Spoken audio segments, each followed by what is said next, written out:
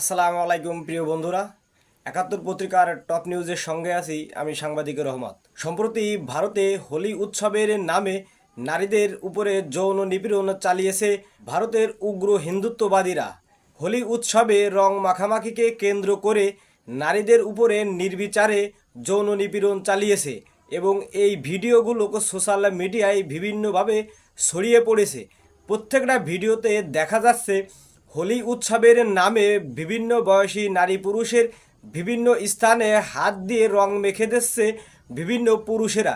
এক একজন পুরুষ একাধিক নারীর সঙ্গে এই হোলি নিয়ে মেতে আছে, যার থেকে সমাজে কুসংস্কার ছড়িয়ে পড়ছে।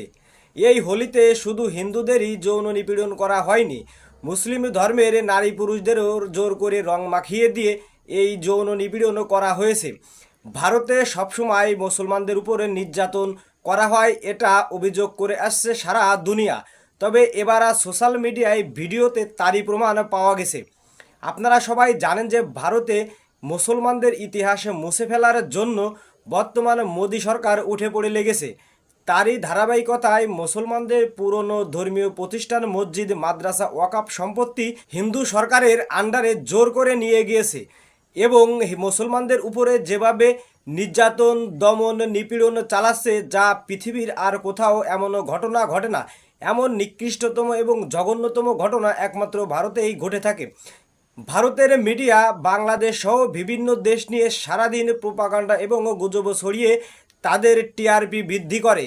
তবে তারা ভারতের ভিতরে যেসব যৌন নিপীড়ন, সাম্প্রদায়িক উস্কানি এবং সংখ্যালঘু নির্যাতনের মতো নিকৃষ্ট ঘটনা ঘটেই চলেছে, তা নিয়ে তাদের বিন্দুমাত্র কোনো আফসোস নেই এবং তারা কখনো তাদের মিডিয়ায় তুলে ধরে না।